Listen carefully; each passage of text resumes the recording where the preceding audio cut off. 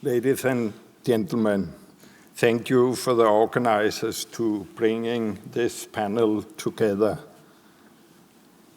In my speech about mental well-being in the Arctic, I will focus on local capacity building and family perspective.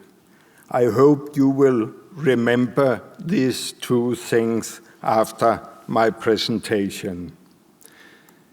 When you are talking about mental health, you also have to tell a little bit about yourself, and I will do that shortly. I'm a family health doctor, have been working in Greenland for 30 years.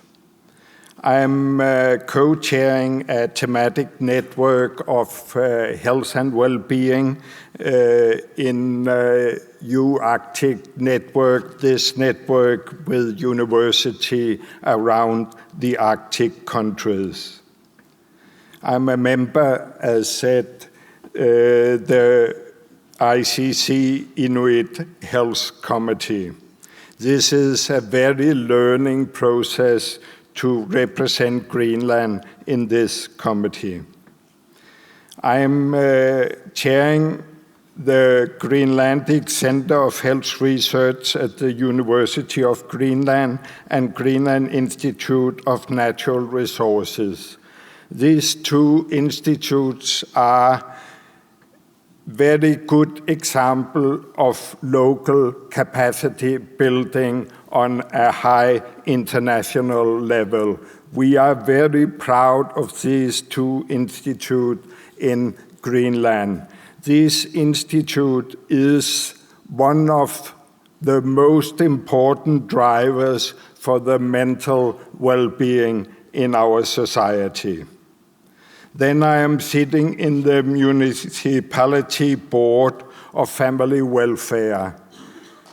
When we are talking about family welfare, we are all often talking about mistreated family, abuse of children. During the last 2 to 3 years, we have changed from a more individual treatment to a family perspective treatment in this advice. Few words about health indicator in Greenland. Infant mortality is 1.5 to 3 times greater compared to Denmark. Life expectancy is 10 to 15 years less compared to Greenland. And that's because of infectious disease, high suicide rate, and you can see some of the mental issues also on the list. You see these indicators in all the Arctic indigenous people. To look at health indicators in this way, it's a traditional Western way of looking at problem-specific way to see health. Going to indigenous people, they defined and understand the circumstance surrounding their life in terms of multifactorial process rather than lacking a problem-specific approach. You cannot get or demand a cultural competent healthcare system from the government in South. The only way is to build it yourself. You have to build it on your own values. If you compare the values between indigenous way of seeing and Western way, harmony with nature compared to domination of nature, soul and body united, soul and body are divided. Feelings are important, feeling must be rationalized. Education from elders, education from professional. Leaders serve the people, people serve the leaders. To be is more than to have is more than to be. Another way to look at that is to look how we very often try to solve the problem with health prevention. We are focusing on risk to identify and diminish and eliminate risk. We are focusing on result. And the other way of looking at it as a health promotion, focus on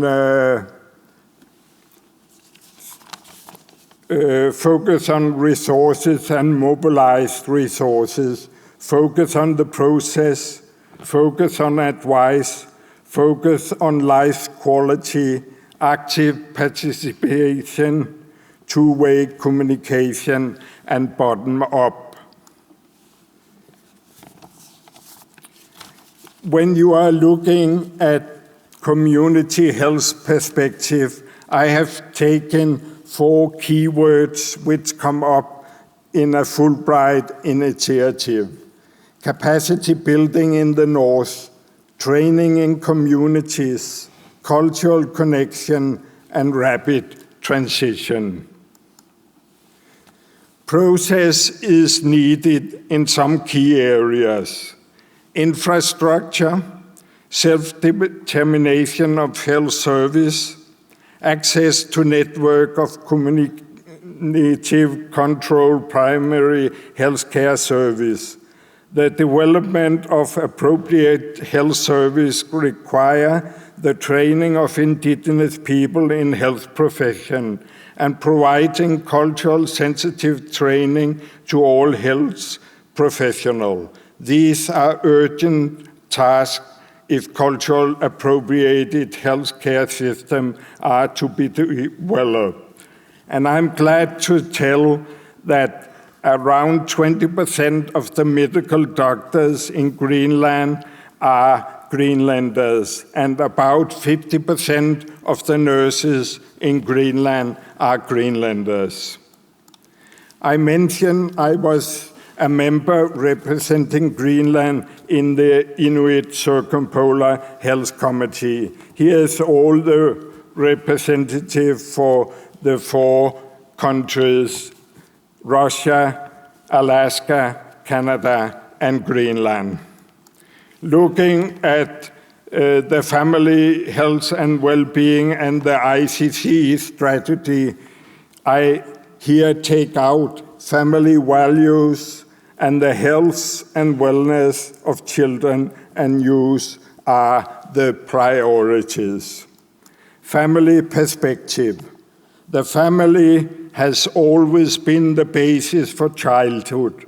It is necessary to maintain the family perspective in a community in transition. Priority needs to be given over the next decade to ensure that children grow up in family and the community services are available for childcare development and training. This is my family. We, as all other family in the Arctic area, have our good things and bad things, but we try to be responsible and try to help each other.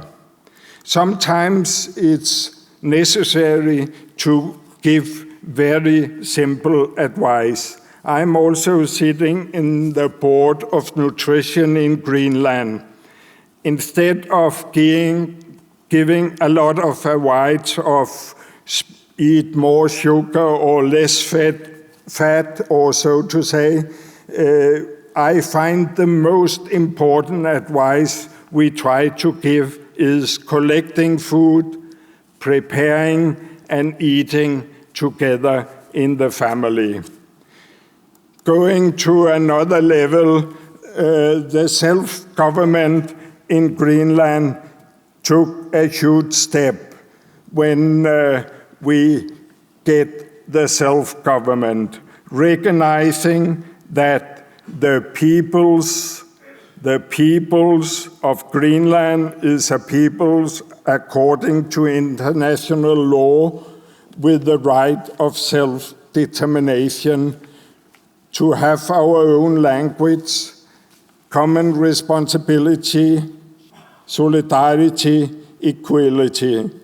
In a society in rapid transition, we see that equality is not going in the right direction.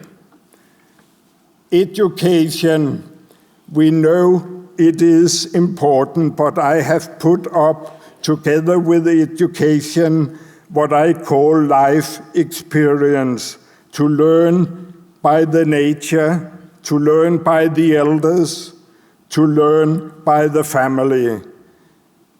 Education and life experience, right to knowledge, lower employment, better environment, social stability, and political stability.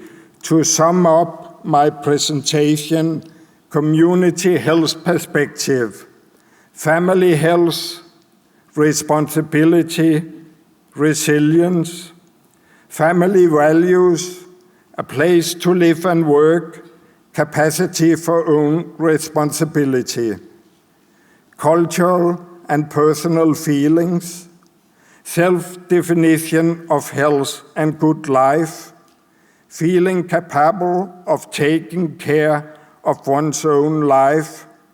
The goal is mobilizing energy to handle everyday life and the stress situation in life. Thank you.